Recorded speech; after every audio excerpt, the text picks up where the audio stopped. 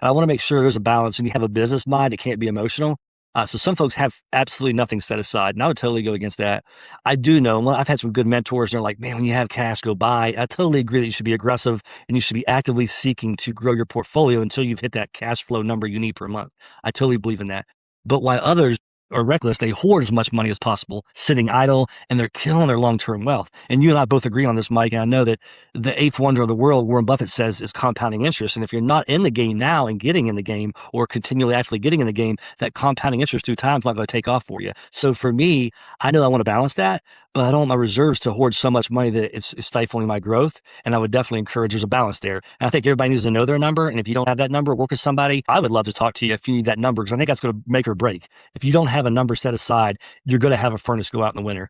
I had a call this morning and AC went out, but you have those things set aside and those systems set aside that you can make a phone call and it gets taken care of. So that's what I think is you got to have that number and what that looks like. So what do you think, Mike? I guess you're getting into the rule of thumb here. I love talking about that.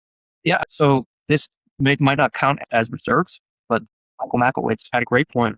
This is a point I live by, but it's important to have in your business bank accounts 3 to 6 months of payments. So what does that look like for us as real estate investors? 3 to 6 months of being able to pay mortgages, even if, this is my mind, even if every single one of your tenants doesn't pay rent or you have all vacancies, you should have 3 to 6 months of being able to pay all of your obligations. I stand by that. I totally agree. I think personally, I think you should start there. I tell everybody, what should I do? I go, let me see your personal bank account. If you don't have personal reserves set aside for 3 to 6 months in case you lose your job or the business isn't paying you, I tell everybody start personally. I'm like, well, I said, no, you just start personally and make sure that stress is off your plate. You can sleep at night. And then we go on the business side. Okay, let's get these reserves. And I think depending on the properties, we're going to make a big deal. I have a lot of class C stuff. I love working class properties. They're my biggest money makers, C class. So I'm going to have more of a 10% reserve because they're going to have things break. They're older. When I have nicer places or built above the 2000s, I do more of a 5% because things are going to break down less when they're newer. But I look at it across the whole platform. It's either a 10 or 5% reserve sitting there.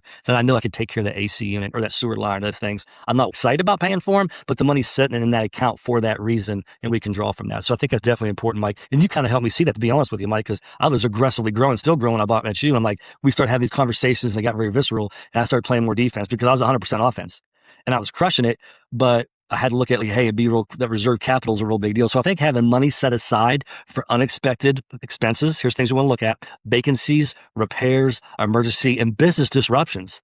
What about an eviction? That's going to cost money. Getting that place cleaned out. Who budgets for that? But it's going to happen. So then I was getting into liquidity, cash or assets that can quickly be converted into cash. So you can look at a lot of things. Like I have some properties paid off, which is awesome, but I'm not doing a lot with them. That's my kind of reserve for deals that come up that I could use it as collateral, quickly get a HELOC or quickly get a line of credit. So I use some of that as some strategies to look at. So I paid those debt down quickly, as we talked about that snowball thing, but it also gives me a lot of freedom to know that I can act on a deal quickly.